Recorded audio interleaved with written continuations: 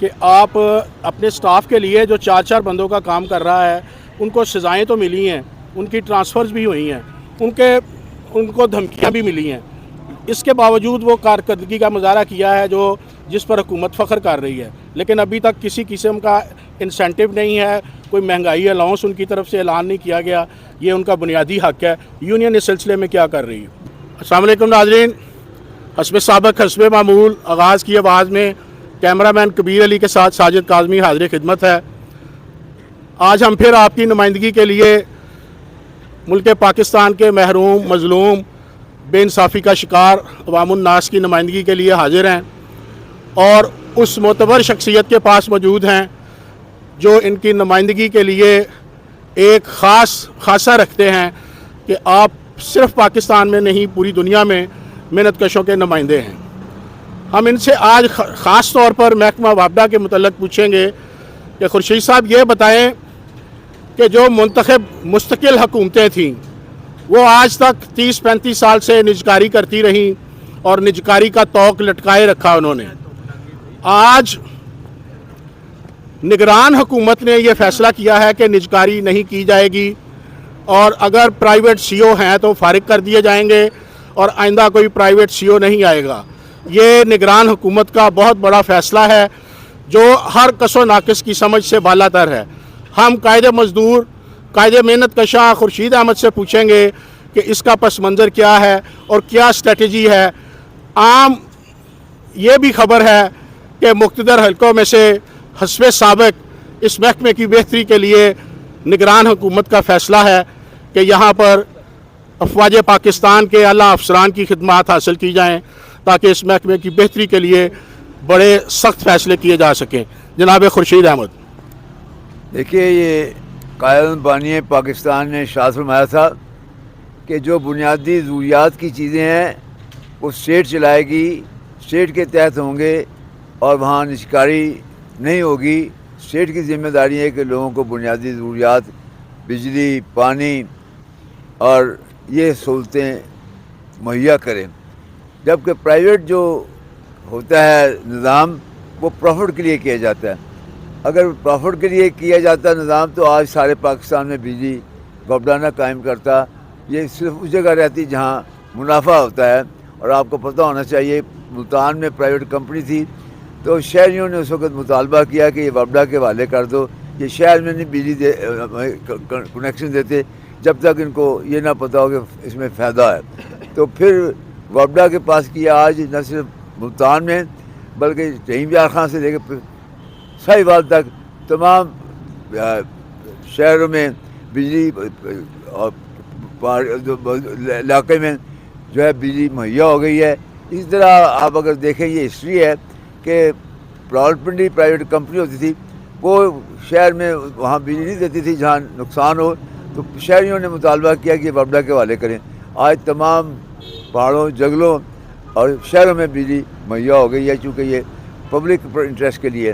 تو وابڈا کے تحت جب تھی تو یہ پروفیٹیبل تھا، لیکن یہ پرائیویٹ جو کمپنیوں سے بجلی لیتے ہیں اس سے اتنی مہنگائی ہے جو امریکن اپنا ڈالر میں، تو آج 400 روپے، آج وہ 300 روپے ہے، اس کی قیمت بڑھ گئی ہے، اس سے بجلی مہنگی بھی ہو گئی ہے، اور یہ پروفٹ بڑے لوگوں کو مل رہا ہے ایٹ دی کاسٹ آف سارے عوام کو بھی، سیکٹری خاص طور پہ انڈسٹری کو بھی، ایگریکلچر کو بھی۔ آج مہنگی بجلی سے جو ہوئی ہے اس سے کارخانے بند ہو رہے ہیں، بے روزگاری ہو رہی ہے۔ تو ضرورت کا وقت تو یہ ہے کہ جو محکمہ بجلی جو ہے جو اپنے پاور ہاؤسز کی مرمت کرے، اور جو اپنے جو نئے وابڈا بنا رہا ہے اپنا ڈیم اور ہائیڈل پاور اسٹیشن، وہ اس کی پوری مدد کی جائے۔ وابڈا 3.5 روپے فی یونٹ بناتا ہے، اور یہ 40-50 روپے یونٹ پرائیویٹ دیتا ہے۔ شیخ صاحب، اصل تباہی تو آئی پی پی معاہدوں کی ہوئی ہے، اس کے متعلق آپ کیا کہیں گے؟ دیکھیے، جب یہ ہو رہا تھا تو ہم نے ایک الیکٹرک فورم بنایا تھا جس کے سربراہ نسیم حسن شاہ صاحب سابق چیف جسٹس تھے، تو وہ اور اس طرح قابل لوگ تھے۔ تو ہم نے پبلکلی بھی کہا اس کے بڑے نقصان ہوں گے۔ ہم عدالتوں میں بھی گئے، اور تو عدالتوں نے کہا چونکہ فنڈامنٹل رائٹ سسپینڈ ہیں اور یہ گورنمنٹ نے دی ہوئی ہے, ہم کچھ نہیں کر سکتے.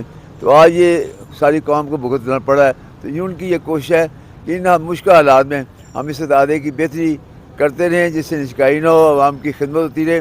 اور ابھی بھی جو ہے مزدوروں کے ساتھ بڑی مشکل میں نقصانات ہوتے تھے, انہیں مار پیٹ کیا جاتا تھا, بجلی چور ہیں. تو یہ پچھلے دنوں ہمارے مطالبے پہ ہمارے ایک ایکسیڈنٹ ایس ڈی او بھی زخمی ہو گیا تھا, اسٹاف بھی زخمی ہو گیا تھا.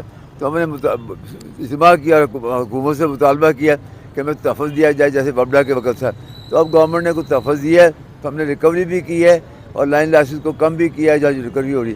تو یہ ضرورت ہے کہ جو لوگ کام کرتے ہیں ان کی عزت بھی کی جائے, اس ادارے کو اور بہتر بنایا جائے. اور لوگ خاص طور پہ اس وقت جو ہمارے کارکن ہیں 2 اور 3 آدمی کا کام کر رہے ہیں, 6 سال سے کوئی بھرتی نہیں کی گئی, اور یہ چھٹی والے دن بھی کام کر رہے ہیں تاکہ ریکوری ہو اور ہمارا ادارہ خود کفیل بھی ہو رہے اور عوام کی خدمت بھی ہو.